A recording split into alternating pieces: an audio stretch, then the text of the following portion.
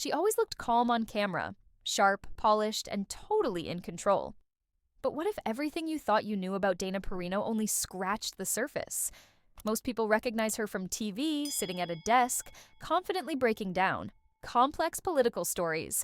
But behind that composed face is a story that almost no one talks about. A story filled with pressure, struggle, ambition, and some serious curveballs. Dana Perino's life isn't just impressive. It's the kind of story that could change the way you see her forever. Dana was born on May 9th, 1972, in Evanston, Wyoming. She didn't grow up in a big, flashy city. Her childhood played out in the quieter, rugged surroundings of Colorado, where she was raised in a hardworking family. From the very beginning, Dana wasn't the kid shouting for attention. She was the quiet one, the listener. She paid attention to everything, learning how people talked, how they argued, and how they reacted. That quiet habit of watching and thinking didn't just make her smart, it became her superpower. In college, Dana wasn't just going to class and studying textbooks. She was juggling school and multiple jobs, including one at a local radio station. She studied mass communication and political science at Colorado State University, Pueblo, but what made her stand out was her work ethic. While other students were dreaming about the future, Dana was already living it. She wasn't waiting for an opportunity to come. She was creating one. That radio job taught her the rhythm of media and how fast the world could move. But here's the twist. She didn't stay in Colorado. She had her sights on something way bigger. Washington, D.C. When she first arrived in D.C., she wasn't anybody special.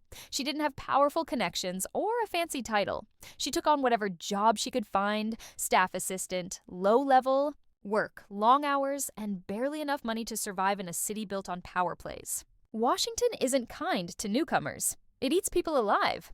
But Dana didn't back down. She stayed quiet, did the hard work, and built her name slowly. She didn't rush into the spotlight. Instead, she waited and worked until the spotlight found her.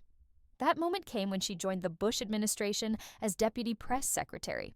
It wasn't the flashiest role, but it put her in the room where decisions were being made. She stayed behind the scenes, learning the ropes, building trust. Then, out of nowhere, something big happened. White House Press Secretary Tony Snow stepped down due to health reasons, and Dana was chosen to take his place. Suddenly, she wasn't in the background anymore. She was front and center at the Yuki podium, speaking for the most powerful office in the world. Becoming the White House Press Secretary during one of the most criticized administrations wasn't exactly a dream job. Every day brought new challenges, and the media wasn't holding back. Reporters came in loaded with tough questions, and the pressure was nonstop. But Dana didn't flinch. She kept her cool. She handled it all with this rare kind of calm confidence that most people could never fake. You'd never guess she had once been that quiet girl from Colorado. But that's where it all connected, because it was in her childhood that she learned how to stay steady. Her father used to challenge her with political debates before she was even a teenager. That early training kicked in when things got heated behind the podium. But not everyone was cheering her on. Some people said she was too polished, too safe, or that she defended policies that should have been questioned. Others thought she never pushed back hard enough. It didn't matter which side you were on, Dana sparked opinions. But there was one thing no one could argue with. She handled pressure like a pro. When her time at the White House ended, Dana could have walked away, quietly. Instead, she stepped straight into the media spotlight. She joined Fox News and later became one of the lead co-hosts on The Five, a show that draws millions of viewers. But unlike many political commentators who go for drama and chaos, Dana kept that same calm energy. She could sit in the middle of a heated debate and still bring a sense of order. That's rare in today's media world, and it's one of the reasons she became one of the most respected voices on television. But there's more to her than news panels and press briefings.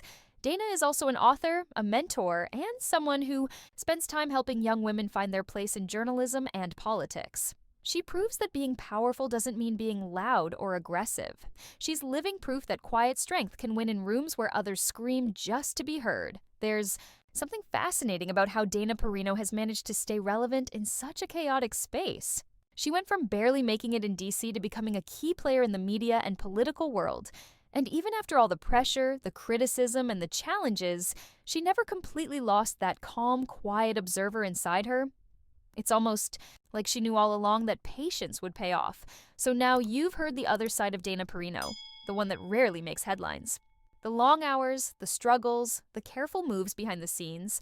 Whether you think she's a media genius or just someone who played the game smart, there's no denying her story is one worth talking about. What's your take on her? Is Dana Perino a quiet force who mastered the system, or just another polished face in the political machine? Drop your thoughts in the comments, and let's talk. And if this story kept you watching, make sure you hit that subscribe button and turn on notifications, because there's more where this came from, and the next story might just blow your mind.